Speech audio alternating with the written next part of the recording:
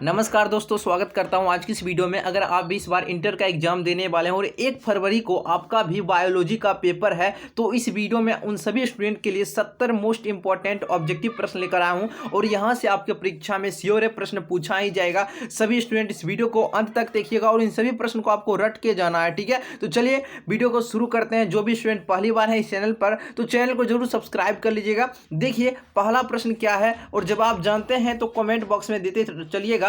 देखिए पहला प्रश्न है आपका, ओपेरोन मॉडल क्या प्रदर्शित करता है। बताइए ओपेरोन जो मॉडल है ये क्या प्रदर्शित करता है। एग्जाम में बहुत बार प्रश्न पूछा जा चुका है। ये जीन का रेगुलेशन को प्रदर्शित करता है, ठीक है। ऑप्शन नंबर जो भी सी लगा है बिल्कुल सही जवाब है। अगला क्वेश्चन है आपका, निम्न में से किसका पुष्पासन खाया जाता है। बताइए पुष्पासन है जो कि किसका खाया जाता है। ये सेब का खाया जाता है, रट के ही जाना है, सेब का खाया जाता है सिर्फ पुष्पासन, ठीक है। चलिए अगला क्वेश्चन है, डीएनए निम्न में से किसका आनुवंशिक पदार्थ है। डीएनए जो होता है यह बैक्टीरियोफेज का आनुवंशिक पदार्थ होता है। ऑप्शन नंबर बी बिल्कुल सही जवाब हो जाएगा। चलिए अगला है 4 नंबर प्रश्न आपके, पारिस्थितिक तंत्र की आहार श्रृंखला में ऊर्जा का प्रवाह होता है। तो ये ऊर्जा का जो प्रवाह होता है आपका एक दिशीय होता है और ये एग्जाम में 5 से 7 बार प्रश्न पूछा जा चुका है। 5 से 7 बार ऊपरी प्रश्न ये पूछा जा चुका है, रट ही लेना है आपको, ठीक है। निम्न में से कौन एक जैविक खाद्य इनमें से नहीं है। जैविक खाद्य इनमें से नहीं है, तो बेसिलस थ्रू एंजिएसिस जो होता है ये जैविक खाद्य नहीं होता है, ठीक है।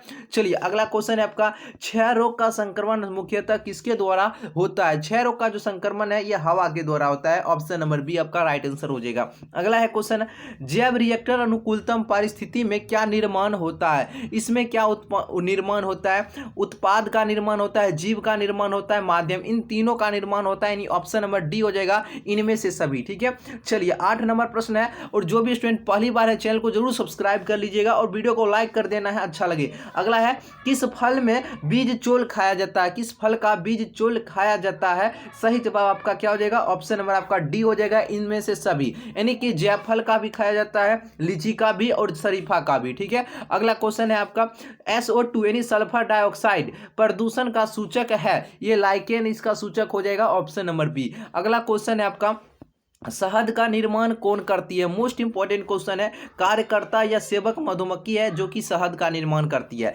अगला प्रश्न है आपका, निम्नांकित में से निम्नांकित में कौन सी बीमारी मुर्गियों में होती है। मुर्गियों में होने वाली बीमारी कौन है इनमें से। सही जवाब आपका हो जाएगा इनमें से सभी। क्या देगा, इनमें से सभी, यानी कि सही जवाब हो जाएगा हैजा भी होगा, बर्ड फ्लू भी होगा और रानीखेत भी होगा, ठीक है। अगला क्वेश्चन है, इडली एवं डोसा का आटा किस सूक्ष्मजीव के प्रयोग से बनाया जाता है।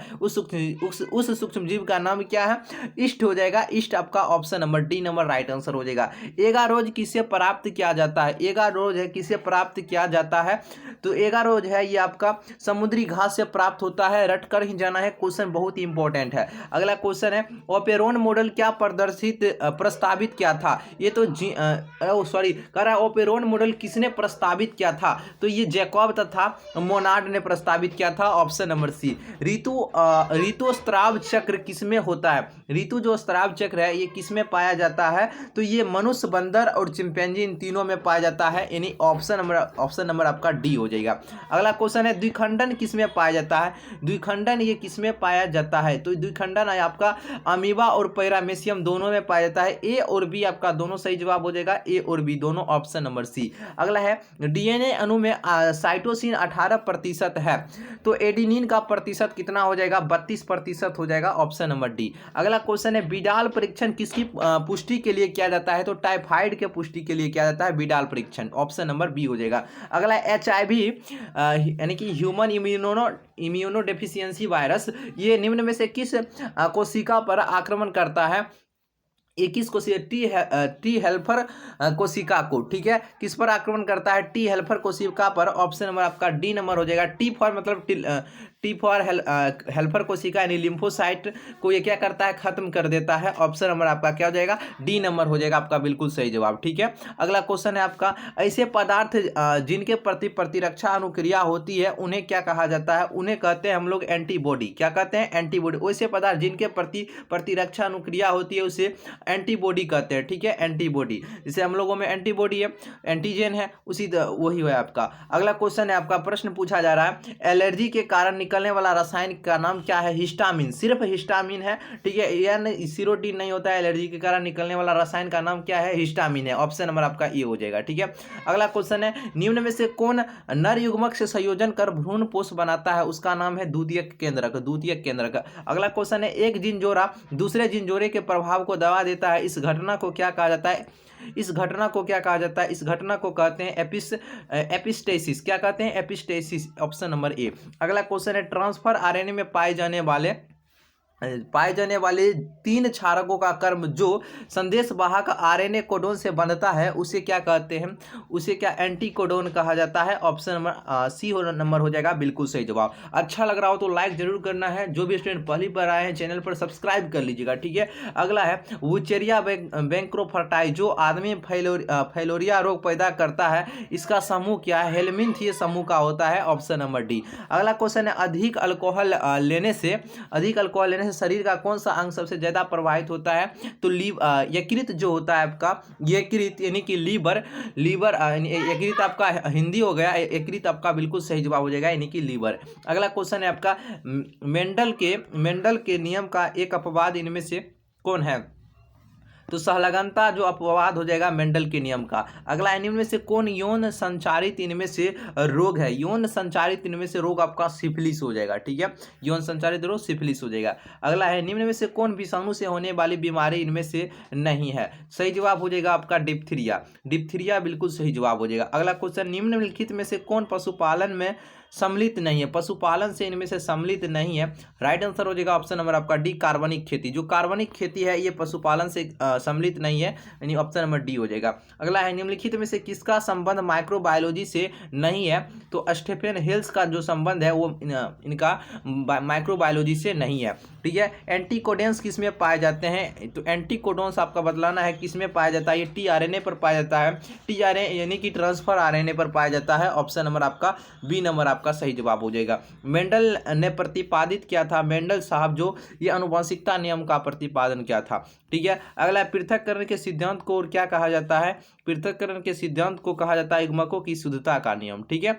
अगला क्वेश्चन, नई प्रजातियों के निर्माण का महत्वपूर्ण कारक इनमें से कारक क्या है? उत्परिवर्तन। उसका क्या कारण है? उत्परिवर्तन। एकिडीना क्या होता है? ये योजक करी होता है। क्या होता है? योजक करी होता है। अगला है, डोडो क्या है? ये विलुप्त प्राणी होता है। ये सभी क्वेश्चन आपको रटवा दिए हैं। क्या होता है? क्या है? डोडो क्या होता है? विलुप्त प्रजाति है, यानी विलुप्त प्राणी है, ऑप्शन नंबर ए। अगला, इनमें में से कौन द्विगुणित संरचना युग्मनज जो होता है ये द्विगुणित होता है? क्या होता है? द्विगुणित होता है, युग्मनज आपका बिल्कुल सही जवाब हो जाएगा, ठीक है। अगला क्वेश्चन है, इनमें से कौन सा पौधा है जो कि जलोदभिद है? जल्दी से बतलाइए, इनमें से कौन सा पौधा है जो कि जलोदभिद होता है? जलोदभिद आपका जो होता है सिंघाड़ा आपका जलोदभिद है, ठीक है ना। चलिए अगला क्वेश्चन देखते हैं। अगला क्वेश्चन आपका है, सर्टोली कोशिकाएं पाई जाती है, ये वृषण में पाया जाता है। किसमें पाया जाता है? वृषण में। अगला है, मनुष्य और पुरुष की बात कर रहा है, इसमें गुणसूत्र की संख्या क्या होता है? देखिए, तो इसमें पुरुष की संख्या इसकी गुणसूत्र की संख्या यानी क्रोमोसोम की संख्या 44 प्लस XY होता है पुरुष में, और महिला में आपका होता है यानी फीमेल में 44 प्लस XX होता है, ठीक है। चलिए अगला क्वेश्चन है, गेंडा अभ्यारण्य किस राज्य में अवस्थित है? मोस्ट इंपोर्टेंट क्वेश्चन है, इस तरह से क्वेश्चन पूछा जाता है, गेंडा अभ्यारण्य किस राज्य में अवस्थित है? तो ये आपका असम में अवस्थित है, गेंडा अभ्यारण्य असम में। अगला, बायोगैस में क्या होता है? मीथेन होता है, यानी कि CH4 यानी कि मीथेन। अगला क्वेश्चन है, क्रॉसिंग ओवर किस अवस्था में होता है? ये पैकी 3 अवस्था में होता है, ऑप्शन नंबर आपका सी नंबर राइट आंसर हो जाएगा। PCR से किसकी जांच होती है? PCR से किसकी जांच किया जाता है? HIV का। किसका? HIV का जांच किया जाता है। प्रत्येक जीवित पादप कोशिका से पूर्ण पौधा बन जाता है, इसे क्या कहते हैं? इसे टोटीपोटेंसी, इस गुण को कहा जाता है, इस गुण को टोटीपोटेंसी कहते हैं, ठीक है। आवृत्तिबीजी पौधे के भ्रूणपोष में गुणसूत्र की संख्या कितनी होती है? यानी सूत्र गुणिता क्या होती है? 3 गुणसूत्र होता है, यानी कि 3 क्रोमोसोम। अगला, जब संतति की उत्पत्ति एकल जनक के द्वारा आती है, इसे क्या कहते हैं? एकल जनक के द्वारा होती है तो उसे अलैंगिक जनन कहते हैं, ठीक है। अगला, मानव युग्मकों में गुणसूत्र की संख्या कितनी होती है? मानव के युग्मक में गुणसूत्र की संख्या 23 होता है। अगर पूछेगा मनुष्य में गुणसूत्र की संख्या कितनी होती है, तब 46 लगाइएगा, ठीक है। अगला है, रेस्ट्रिक्शन एंजाइम इनमें से कौन है? रेस्ट्रिक्शन एंजाइम जो है इनमें से कौन है? आपका इनमें से सभी हो जाएगा, यानी कि इको RI होगा, BAM HI होगा और हिंद 3, ये तीनों आपका रेस्ट्रिक्शन एंजाइम होता है। राष्ट्रीय उद्यान में सुरक्षा दी जाती है फ्लोरा की एवं फौना की, यानी कि ऑप्शन नंबर आपका D नंबर हो जाएगा, ए और बी दोनों, ए और बी आपका दोनों हो जाएगा, ठीक है, फ्लोरा एवं फौना। अगला है क्वेश्चन, द्वितीयक उत्पादकता किससे संबंधित ये होता है? द्वितीयक जो उत्पादकता है ये संबंधित किससे होता है? उत्पादक से, शाकाहारी से, मांसाहारी से। सही जवाब आपका हो जाएगा शाकाहारी से, ठीक है।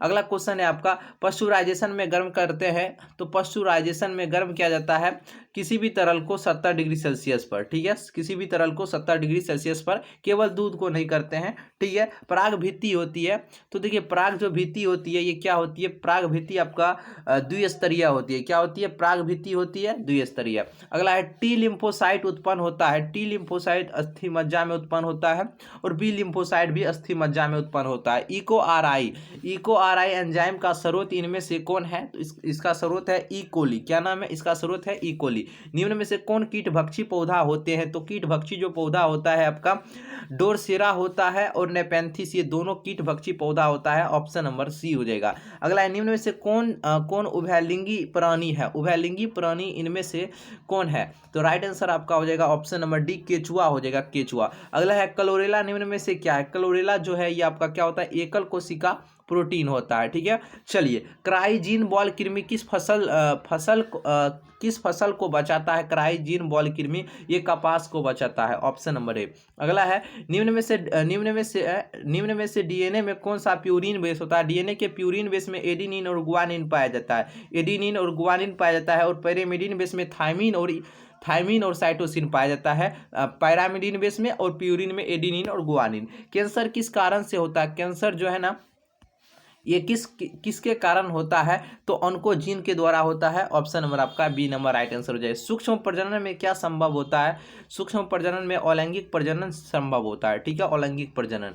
अगला है, आरएनए के पेरिमिडीन में पाया जाता है, आरएनए के पेरिमिडीन में पाया जाता है आपका यूरासिल एवं साइटोसिन। अगर पूछेगा आरएनए के प्यूरिन में क्या पाया जाता है तो एडेनिन और गुआनिन, और डीएनए के प्यूरिन में भी एडेनिन और गुआनिन, और आरएनए के पैरामिडिन में यूरासिल और साइटोसिन, और डीएनए के पैरामिडिन में थायमिन और साइटोसिन, ठीक है, याद रखिएगा।